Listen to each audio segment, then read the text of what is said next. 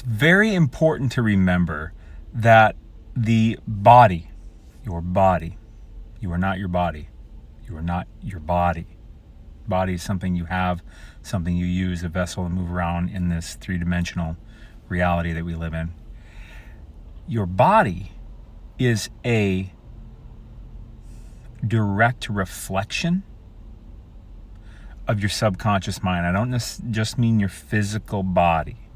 I mean your body, your experiences in life, the things you encounter, what you have. Your life, your body is a direct reflection of your subconscious mind. And what your subconscious mind is it's a program. It's a computer. It's a program. It's far more powerful than any computer in existence. As a matter of fact, it's what we use when building computers and building technology. Really, whether we're aware of it or not, that's what we're trying to build. So your subconscious mind is just a whole bunch of programs. For instance, an example of a program is the way you take a shower. Odds are, if you're like me, if you're like about anyone on the planet, when you go to take a shower, you have a routine, a habit. Now, for me, for instance, I will turn the water all the way hot to make sure that it gets time to actually heat up. And then I will get in the shower and I will adjust the knob down a little bit to cool it down a bit and feel it and get it to my temp. And then I'll move the thing to turn it from bath faucet to shower. And then I'll start taking a shower. And then I'll, get all wet. I'll shampoo my hair. And then I'll wash it. And I'll keep going on with the same things basically every day. And you probably take a shower the same way. Before I get in the shower, I brush my teeth. Maybe you brush your teeth in the shower. Maybe you brush it before. Maybe you brush them after. Maybe you don't brush your teeth. Ugh. But either way, these are things you do without even thinking. These are programs that are installed in your mind. You've installed them through habit over time. And you just do them without even thinking. I mean, when you put your pants on, you probably put the same leg in every single time. As a matter of fact, if you tried putting in your other leg first, you'd probably fall over. I would. These are simple ones. The way you drive, but it gets more complicated. The way you think about people, the way you go about your day, the way you have your coffee, the way you respond to people when they talk to you. One of the common saying is like, hey, have a good one. Have a good one. Have a good one. Have a nice day. You think like you're responding, but you respond the same all the time. Me too. These are programs that we have in our subconscious mind. Now, let's get a little more complicated. The results in your life come from these automatic programs in your mind that you're not really aware of exactly how or when they got installed, but they're there because they're creating the results in your life. Your finances, maybe you've always struggled with money. Maybe you got the feast and famine thing. Maybe you're really wealthy. Maybe you're really poor.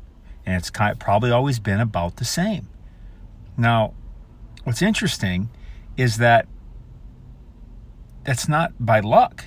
I mean, things will show up in your life to keep you down or lift you up or bring you on that roller coaster of finances. This is the example I'm using because everyone can relate to money in one way or another. And things will show up to support and challenge you and keep you roughly in your cybernetic program, right? So like what's a cybernetic program? We're talking a lot about psycho-cybernetics. Don't let that word scare you. I'm not even going to go into it. I'll tell you quick what cybernetics are though. Cybernetics is just something that keeps something within a range. Your air conditioner, your heating your home is a cybernetic program, right? You set the thermostat at 70. If it gets up to 72, it'll bring it back down. If it goes to 68, it'll bring it back up. You have a cybernetic program in your subconscious mind for finances, for relationships, for physical appearance, for diet, for the way you think about people, the way you feel every day. They're all cybernetic we'll call them psycho-cybernetic programs, because psychology. And that is what your subconscious mind does. And it's extremely powerful. Now, you walk around every day and you're thinking, madam, I'm conscious, I'm awake. Not really. Me either. I mean, science shows us over and over, and just common sense if you really pay attention. You go through most of your day, 95% of your day is what research shows us. 95% of the day, you're just running subconscious programs.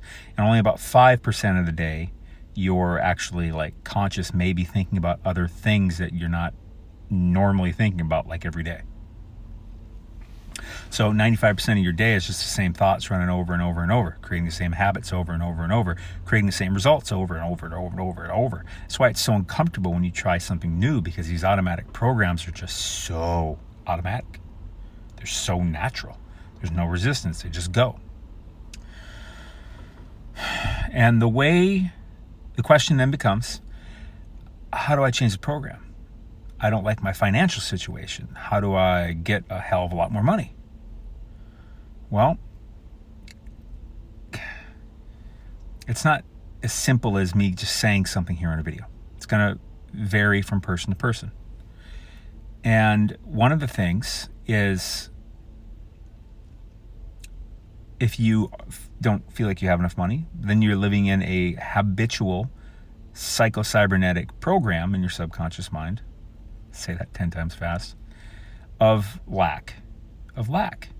And where did it come from? When did it first start? Probably when you were a really little kid. Because when we're like 0 to 7, again, science shows us this, that the mind is pretty open to suggestion big time, because the dominant brain waves are, well, they go through different stages depending on the years, but they're theta, delta, alpha.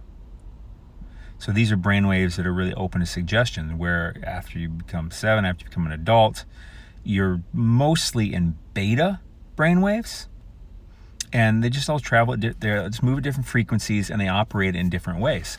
But they have to do with the conscious, subconscious mind. If you're in beta, you're pretty much just running programs, and it's the analytical mind that is the divider between your conscious mind and your subconscious mind, right? If you think about your mind like a circle, get your conscious mind on top, subconscious mind on the bottom, analytical mind in the middle. And as you get older and older, your analytical mind gets thicker and thicker and thicker. But when you're a little kid, you basically don't have an analytical mind, because you have nothing to reference from. Does that make sense? So to get into your subconscious mind as an adult, it takes typically repetition and effort. And but there is one way to get straight into your subconscious mind and blow the program up. It's emotion. Emotion gives you direct access to the subconscious mind. Emotion. What are examples of emotion? Trauma. Also extreme elatement. Elatement, is that a word? Super duper happy. Massive awareness. For instance, here's an example. I grew up in the beef belt of the country. I grew up in South Dakota. Tons of cattle, pigs, and farming in general, but cattle, and mostly cows. A lot of pigs, but a ton of cattle. So beef belt. Beef's just a fancy marketing word for cow flesh. But anyways, I loved it. I mean, steak, hamburgers are my 2 favorite meals in the world. And I'd been raised completely in that. And then one day in my adult life, I watched a show, and it showed me some things, and it struck my awareness, snapped me out of the thinking and viewing pattern I had, and I just hit me with a lot of emotion. And in that moment, I said, I'm done.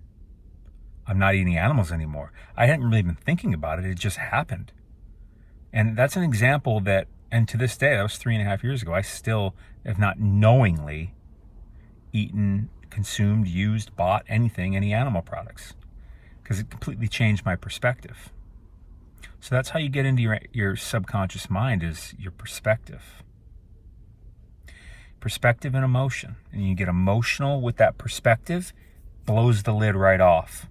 Analysis gone, subconscious program's gone, new one's installed. Emotional perspective. How do you do that? You have to think. You got to use that conscious mind. You got to sit down and you got to look at things and you got to think. And you can't be thinking the same things you thought. You can't think how you can't have it. You think about, for instance, finances. Well, what would be the benefits of me becoming wealthy? Now, I say that and you're like, well, duh. I mean, I already know those. Bullshit. Because if you did, you'd be wealthy. That is your subconscious mind right there.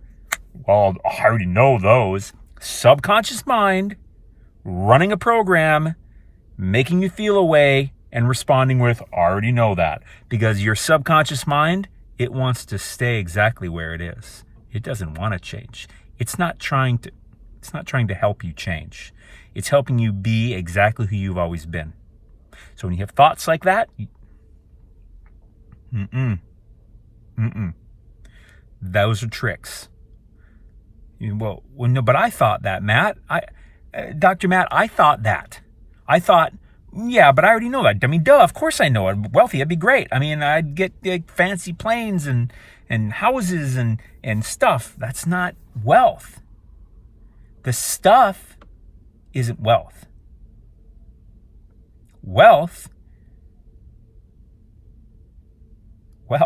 is having more passive income than you need to support your chosen lifestyle. That's wealth. Passive income, not stuff. Stuff is worthless, basically worthless. It goes down, down, down, down, down. Now, if you buy stocks or gold or real estate or other things that appreciate, those are wealth. Stuff is not wealth. Big mistake. But you're taught that from a very young age. I can speak for America anyways, but I think it's pretty true most places in the world, especially developed ones. Wealth is not stuff. Rich is not stuff. That's a very poor use of financial capital, your resource. So you have to think about, what would be the benefits of being wealthy? I would be able to take care of my kids very well. I'd be able to contribute to causes that I'd finally own real estate. I would do this and this. You got to come up with all these benefits, and you get change your perspective. You got to look at it different. And if you get emotional with it, boom. 13 minutes? Oh my God, I'm at 13 minutes. All I wanted to tell you, God, is it the reflection in your life pretty much 100% comes from your subconscious mind. And what you need to do if you want to change something is you need to focus on changing the programs.